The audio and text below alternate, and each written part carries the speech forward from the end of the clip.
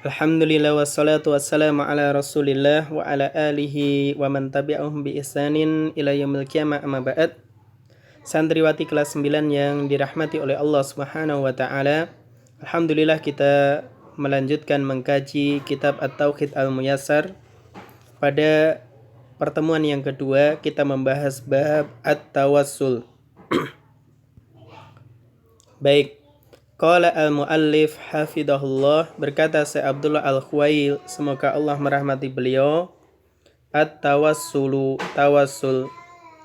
Ta'rifuhu, definisinya lughatan, secara bahasa, minal wasilati. Dia diambil dari kata al-wasilah. Wahya fil asli, yang asalnya maknanya adalah ma yatawassalu bihi ila syai'i wa yutaqarrabu bihi.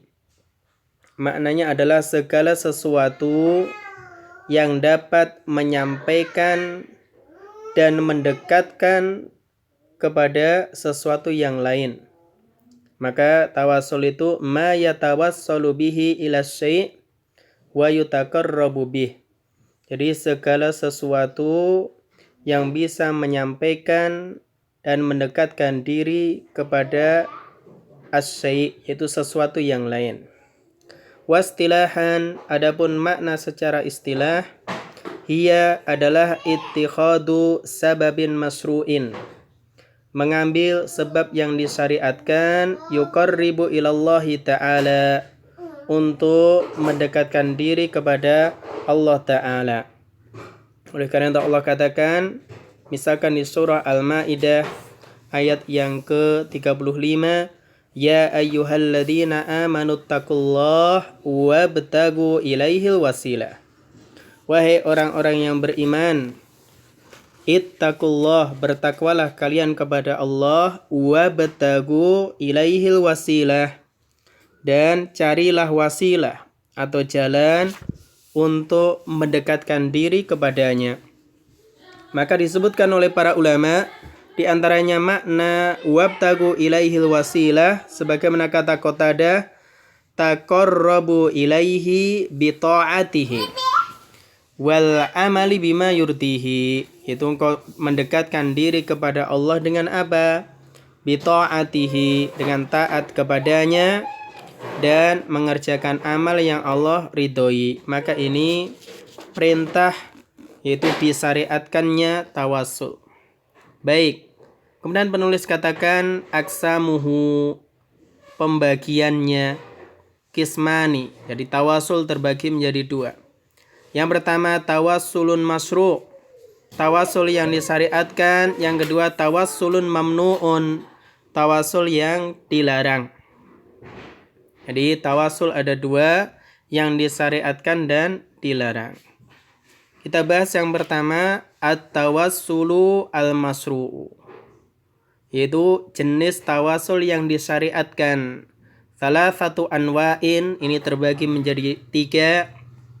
Yang pertama, at-tawassulu bi ismin min asma'illahi tabaraka wa ta'ala.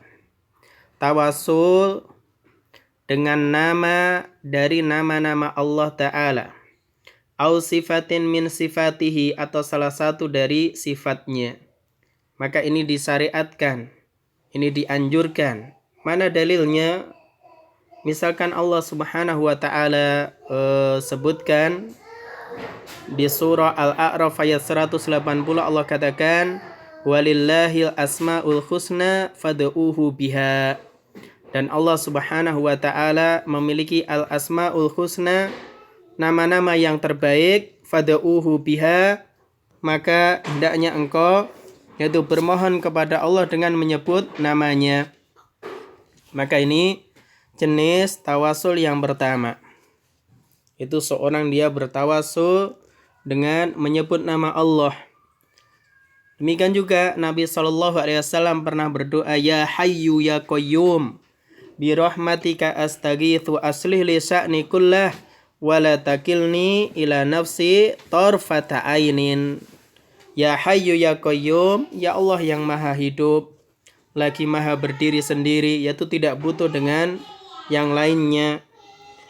Birahmatika, dengan rahmatmu, astaghitsu, aku memohon pertolongan. Aslih li sya'ni kullah, perbaikilah segala urusanku. Wala takilni ila nafsi tarfata ainin, dan janganlah engkau serahkan urusanku kepada diriku sendiri meskipun hanya sekejap mata. Ini tawassul dengan nama Allah Subhanahu wa taala.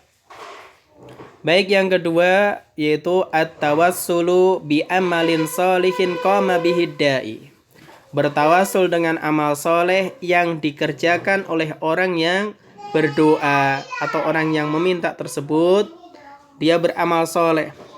Misalkan Allah sebutkan di surah Ali Imran, nanti bisa dicek ayat 16, Allah katakan alladzina yaquluna rabbana innana amanna faghfir lana dzunubana wa qina adzabannar, yaitu orang-orang yang dia berdoa, Rabbana, wahai Rabb kami, innana amanna, sesungguhnya kami beriman, faghfir lana dzunubana, maka ampunilah dosa-dosa kami, wa qina adzabannar, dan lindunglah kami dari adab neraka. Maka berdoa dengan amal soleh. Demikian juga misalkan yaitu kisah 3 orang yang terperangkap dalam gua, kemudian guanya tertutup batu yang besar, maka masing-masing orang dia bertawasul dengan menyebutkan amal soleh yang pernah dilakukan. Yang ketiga, at-tawassulu bidu'ai rajulin salihin hayyin. Tawasul dengan doa seseorang orang soleh yang masih hidup. Dan ini boleh. Di antaranya dalilnya misalkan yaitu ketika musim paceklik, ya kan, di masa Umar bin Khattab radhiyallahu taala anhu, maka Umar datang menemui Abbas bin Abdul Muthalib supaya Abbas berdoa kepada Allah menurunkan hujan yaitu ketika itu. Maka Umar bin Khattab datang menemui Abbas bin Abdul Muthalib supaya Abbas bin Abdul Muthalib meminta kepada Allah berdoa supaya menurunkan hujan. Maka ini diantara dalil bolehnya tawasul dengan doa orang soleh yang masih hidup. Ini termasuk at-tawassul al-masru'. Baik, sekarang yang kedua, at-tawassulul mamnu'u, tawasul yang terlarang. Wa huwa tawassulu bi ghairil umuri thalathatil madhkurati, yaitu tawasul selain dengan 3 bentuk yang telah disebutkan sebelumnya. Fit tawassulil masru', dalam tawasul masru'.